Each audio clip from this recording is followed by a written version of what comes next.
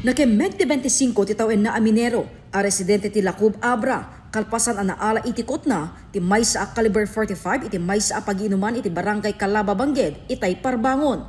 Kuna ti pulisya, pasado alauna itay Parbangon, idi nakawat dati report manipod iti may sa concerned citizen. Seknan ti panagipakita ti may sa alalaki ti paltug na, manipod iti slingbag na, kabayatan iti panaginom na, ito nag ti may sa arresto bar iti Calaba Bangged.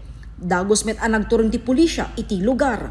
Immediately binirify mi kan dinamag mi enti makimbagi ti bar lumabalin nga loktan na di silaw ken pantap no pa mi i-check di customer nga rito.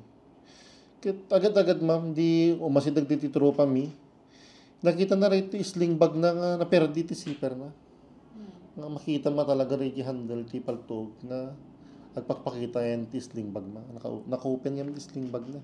Ijay nga nakita mi dito caliber 45 nga paltog na pistol nga ada naka-insert ti nga may isa nga magasin nga ada 7 nga bala na. Awan ti naipakita na a dokumento ti paltog. Naglaon pa'y ti bag na ti bala ti caliber 45, caliber 40, caliber 9mm, ken may sa abala, ti caliber 5.56mm. Naglibakan met ti suspect, ako kwa na, ti paltog ken bala. Ako bagay niya siya. Ay naduwa ko sa di karga. Sumango dayto iti reklamo iti panaglabsing ti Republic Act 10591 wenno Comprehensive Firearms and Ammunition Regulation Act. Inpetteng ti pulisya, anainget ti panakaipawil ti panagiyuneg ti paltog, kadagiti resto bar iti lugar.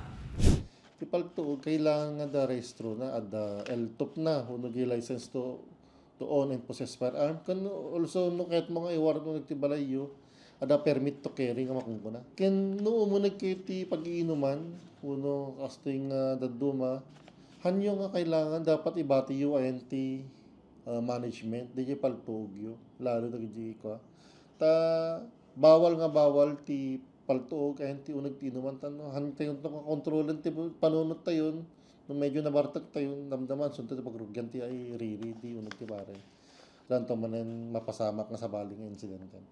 Jessica Boreta, Balitang, Solid North.